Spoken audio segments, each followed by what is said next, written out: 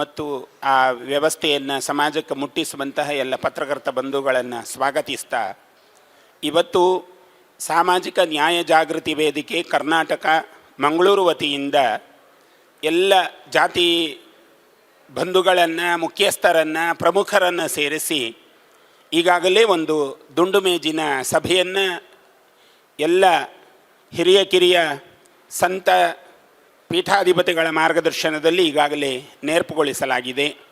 ಅದರಲ್ಲಿ ಕೆಲವಾರು ವಿಷಯಗಳನ್ನು ಮಂಡನೆ ಮಾಡಿದ್ದಾರೆ. ಅದನ್ನು ತಮ್ಮ ಮುಂದೆ ಇಡಲಿಕ್ಕೆ ಇಚ್ಛೆ ಪಡ್ತೇವೆ. ಹಿಂದೂ 47 ಉಪಜಾತಿಗಳನ್ನು ಕ್ರಿಶ್ಚಿಯನ್ ಎಂದು ಸೇರಿಸುವುದರ ವಿರುದ್ಧ ದುಂಡು ಮೇಜಿನ ಸಭೆಯ ನಿರ್ಣಯ. ಹಿಂದೂ ಉಪಜಾತಿಗಳಲ್ಲಿ ಸೇರಿಸಿರುವ ಕ್ರಿಶ್ಚಿಯನ್ ಪದ ಬಳಕೆಯನ್ನು ಹಿಂಪಡೆಯಬೇಕು. ಸರ್ಕಾರ ತಕ್ಷಣ ಆಯೋಗಕ್ಕೆ ಸೂಚನೆ ಸಲಹೆ ಕೊಟ್ಟು 47 ಉಪಜಾತಿಗಳ ಪಟ್ಟಿಯನ್ನು ಕೈಬಿಡಬೇಕು ಎಂಬ ಆಗ್ರಹ ವ್ಯಕ್ತವಾಗಿದೆ.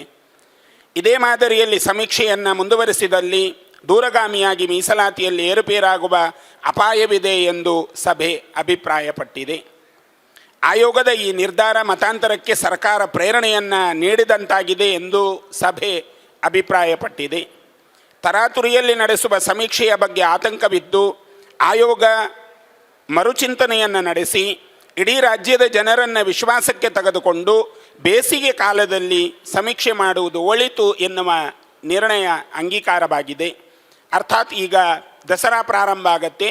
ದಸರಾ ಸಮಯವಾದುದರಿಂದ ಎಲ್ಲ ಹಿಂದೂಗಳು ಮಠ ಮಂದಿರಗಳು, ದೇವಸ್ಥಾನಗಳು, ದೇವರ ಯಾತ್ರೆಯನ್ನೆಲ್ಲ ಮಾಡುವುದರ ಕಾರಣದಿಂದಲಾಗಿ ಇದು ಸೂಕ್ತವಾದ ಸಮಯವಲ್ಲ ಎನ್ನುವುದನ್ನು ನಿರ್ಣಯಿಸಲಾಗಿದೆ. ಹಿಂದೂ ಉಪಜಾತಿಗಳಲ್ಲಿ ಕ್ರಿಶ್ಚಿಯನ್ ಎಂದು ನಮೂದಿಸಿದರೆ ಅವರಿಗೆ ಯಾವುದೇ ಮೀಸಲಾತಿ ಸಿಗುವುದಿಲ್ಲ ಎಂದು ಮುಖ್ಯಮಂತ್ರಿಗಳು ಘೋಷಿಸಬೇಕು ಎಂದು ಸಭೆ ಆಗ್ರಹಪಟ್ಟಿದೆ. ನಾವು ಈ ದುಂಡು ಮೇಜಿನ ಸಭೆಯಲ್ಲಿ ಈಗಾಗಲೇ ನಿರ್ಣಯವನ್ನು ತೆಗೆದುಕೊಂಡಿರುವಂತೆ ಪ್ರಸ್ತುತ ಮುಖ್ಯಮಂತ್ರಿಗಳು ಅಧಿಕೃತವಾಗಿ ಪತ್ರಿಕಾಗೋಷ್ಠಿಯ ಮೂಲಕ ನಾವು ಈ ಹಿಂದೂ ಕ್ರಿಶ್ಚಿಯನ್ ಜಾತಿಯನ್ನು ಈ ಜಾತಿ ಗಣತಿಯಿಂದ ಕೈಬಿಟ್ಟಿದ್ದೇವೆ ಅಂತ ಘೋಷಿಸಿದರೆ ಮಾತ್ರ ಇದಕ್ಕೆ ಮುಂದೆ ಹೇಗೆ ನಾವು ಸೇರಬೇಕು ಎನ್ನುವ ಚಿಂತನೆಯನ್ನು ಮಾಡ್ತೇವೆ.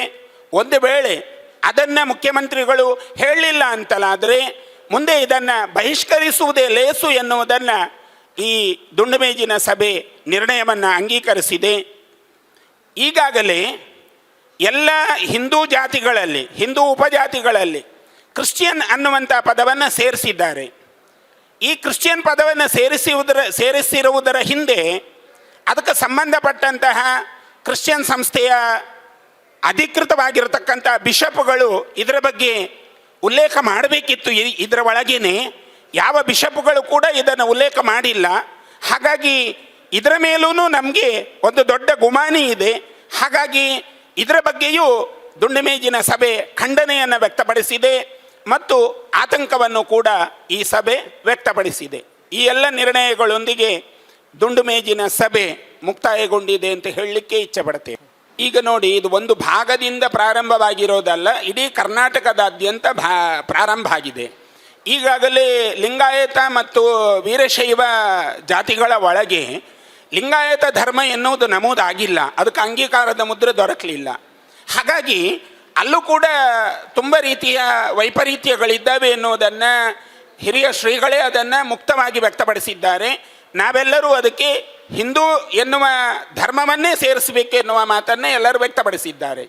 ಹಾಗಿರುವುದರಿಂದ ಆ ಒಂದು ಪ್ರಯೋಗ ಮೇಲಿನಿಂದ ಪ್ರಾರಂಭವಾಗಿರುವುದರಿಂದ ಇಲ್ಲೂ ಕೂಡ ತುಂಬ ಗೊಂದಲಗಳು ನಿರ್ಮಾಣ ಆಗಿದೆ. ಅಂದರೆ ಸಣ್ಣ ಸಣ್ಣ ಜಾತಿಗಳಿದ್ದಾವೆ. ಸಣ್ಣ ಸಣ್ಣ ಜಾತಿಗಳಲ್ಲಿ ಅವರದ್ದೇ ಆದ ಒಂದು ವ್ಯವಸ್ಥೆಗಳಿದ್ದಾವೆ. ಆ ಅವರದ್ದೇ ಆದ ವ್ಯವಸ್ಥೆಗಳನ್ನು ಈ ಕ್ರಿಶ್ಚಿಯನ್ ಪದ ಸೇರಿಸಿ ಇನ್ನಷ್ಟು ಮತಾಂತರಕ್ಕೆ ಕುಮ್ಮಕ್ಕು ಕೊಡುವಂಥ ಒಂದು ತಂತ್ರ ಇದರೊಳಗೆ ಅಡಗಿದೆ ಎನ್ನುವುದನ್ನು ಈ ಸಣ್ಣ ಸಣ್ಣ ಜಾತಿಯ ಎಲ್ಲ ಮುಖಂಡರು ಆತಂಕವನ್ನು ವ್ಯಕ್ತಪಡಿಸ್ತಾ ಇದ್ದಾರೆ. ಆ ದೃಷ್ಟಿಯಿಂದ ಈ ಮಾತುಗಳು ವ್ಯಕ್ತವಾಗ್ತಾ ಇದೆ. ಸಾಮಾನ್ಯವಾಗಿ ಅಖಿಲ ಭಾರತ ಬ್ರಾಹ್ಮಣ ಮಹಾಸಭಾ ಮತ್ತು ವೀರಶೈವ ಮಹಾಸಭಾ ಇವರೆಲ್ಲರೂ ಈಗಾಗಲೇ ಸರ್ವೋಚ್ಚ ನ್ಯಾಯಾಲಯದ ಕದವನ್ನು ತಟ್ಟಿದ್ದಾರೆ. ಸುಮಾರು ನಾಳೆ ನಾಡಿದ್ದರ ಒಳಗೆ ಇದು ಇದಕ್ಕೆ ಬರ್ತದೆ, ಚರ್ಚೆಗೆ ಬರ್ತದೆ. ಆ ಪ್ರಕರಣ ಯಾವ ಮಟ್ಟಕ್ಕೆ ಹೋಗ್ತದೆ ಎನ್ನುವುದನ್ನು ಕೂಡ ಗಮನಿಸಬೇಕಾಗಿದೆ. ಯಾಕೆ ಅಂತಂದರೆ ಅದು ನಾಳೆ ಸುಪ್ರೀಂ ಕೋರ್ಟಿಗೆ ಹೋಗುವ, ಸರ್ವೋಚ್ಚ ನ್ಯಾಯಾಲಯಕ್ಕೆ ಹೋಗುವ ಅವಶ್ಯಕತೆಯು ಬರಬಹುದು ಅನ್ನುವಂಥ ವಿಷಯ ಇರುವುದರಿಂದ, ಅಂದರೆ ಇಲ್ಲಿ ನಮಗೆ ಕಂಡ ಹಾಗೆ ನಾವಿವತ್ತು ಅಧಿಕಾರಸ್ಥ ವ್ಯವಸ್ಥೆಯ ಒಳಗೆ, ಅಂದರೆ ಕಾನೂನಾತ್ಮಕವಾಗಿರೋದು ಬ್ಯಾಕ್ವರ್ಡ್ ಕ್ಲಾಸ್, ನಾಟ್ ಕಾಸ್ಟ್. ಇವರೀಗ ತಗೊಂಡಿರೋದು ಕ್ಲಾಸ್ ಅಲ್ಲ.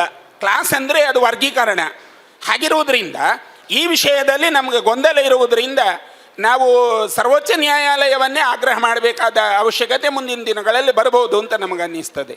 ಪ್ರಸ್ತುತವಾದ ಜಾತಿ ಗಣತಿಯಲ್ಲಿ ಗೊಂದಲ ಇರುವುದರಿಂದ, ಸರ್ಕಾರವೇ ಆ ಗೊಂದಲವನ್ನು ನಿರ್ಮಾಣ ಮಾಡಿರುವುದರಿಂದ, ಎಲ್ಲ ಜಾತಿ ಬಂಧುಗಳು, ಜಾತಿ ಪ್ರಮುಖರು ಸೇರಿ ಮಾತಾಡಿರುವ ಮಾತುಗಳೇನು ಅಂತಂದರೆ, ಇದು ಜಾತಿಗಳ ಒಳಗೆ ಗೊಂದಲ ಮೂಡಿಸಿ ಬೇರೆ ಬೇರೆ ಜಾತಿಗಳನ್ನು ಮೀಸಲಾತಿಯಿಂದ ಹೊರತರುವ ಕೆಲಸ ಮಾಡ್ತಾ ಇದ್ದಾವೆ ಅನ್ನುವ ಭಾವನೆ. ಹಾಗಾಗಿ ಎಲ್ಲರಿಗೊಂದು ಭಯ. ಯಾಕೆ ಅಂತಂದರೆ ಸಣ್ಣ ಸಣ್ಣ ಜಾತಿಗಳಿದ್ದಾವೆ, ಅದರಲ್ಲಿ ಕ್ರಿಶ್ಚಿಯನ್ರನ್ನು ಒಳಗೆ ತಂದಿದ್ದಾರೆ. ಈ ಕ್ರಿಶ್ಚಿಯನ್ರನ್ನು ಒಳಗೆ ತಂದಿರುವುದರ ಕಾರಣ ಮತ್ತು ಮುಸ್ಲಿಮರನ್ನು ಒಳಗೆ ತಂದಿರುವ ಕಾರಣದಿಂದ ಇದು ಒಂದು ರೀತಿಯ ಗೊಂದಲದ ಗೂಡಾಗಿ ಪರಿಣಮಿಸಿರುವುದರಿಂದ ಮತ್ತೆ ಸಮಯಗಳು ತುಂಬ ಹತ್ತಿರದಲ್ಲಿದ್ದಾವೆ. ಅಂದರೆ ಇದು ನವರಾತ್ರಿಯ ಕಾಲಘಟ್ಟ.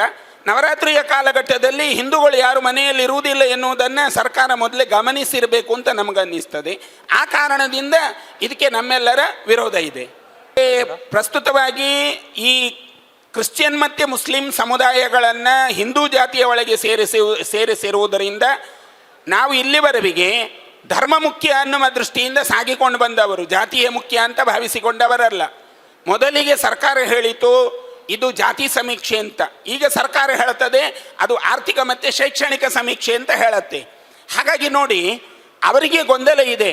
ಹಾಗಾಗಿ ಅವರೊಳಗಿನ ಗೊಂದಲಗಳನ್ನು ಸರಿ ಮಾಡಿಯೇ ಇದಕ್ಕೊಂದು ತೀರ್ಮಾನ ಮಾಡುವುದು ಒಳ್ಳೆಯದು. ಇನ್ನೊಂದು ಅಭಿಪ್ರಾಯ ಇದೆ, ಜಾತಿ ಗಣತಿಯನ್ನು ಕೇಂದ್ರ ಸರ್ಕಾರ ಮಾಡಬೇಕು ಅನ್ನುವಂಥದ್ದು ಅಲಿಖಿತವಾಗಿರತಕ್ಕಂಥದ್ದು 2011 ಆಗಿದೆ. ಹಾಗಾಗಿ ಅವರು ಮಾಡಿದರೆ ಅದು ಸರಿಯಾಗಿರುತ್ತೆ. ಹಾಗಾಗಿ ಮುಂದೆ ಇವರು ಅದಕ್ಕೆ ಬೇಕಾದ ಸಂಪನ್ಮೂಲಗಳನ್ನು ಒದಗಿಸುವುದಿರಬಹುದು ಅಥವಾ ಅದಕ್ಕೆ ಮಾಹಿತಿ ಕೊಡುವುದಿರಬಹುದು. ಇದನ್ನು ರಾಜ್ಯ ಸರ್ಕಾರ ಮಾಡಬಹುದು. ಅದು ಒಳ್ಳೆಯ ಕೆಲಸ ಅಂತ ನಮಗನ್ನಿಸ್ತದೆ.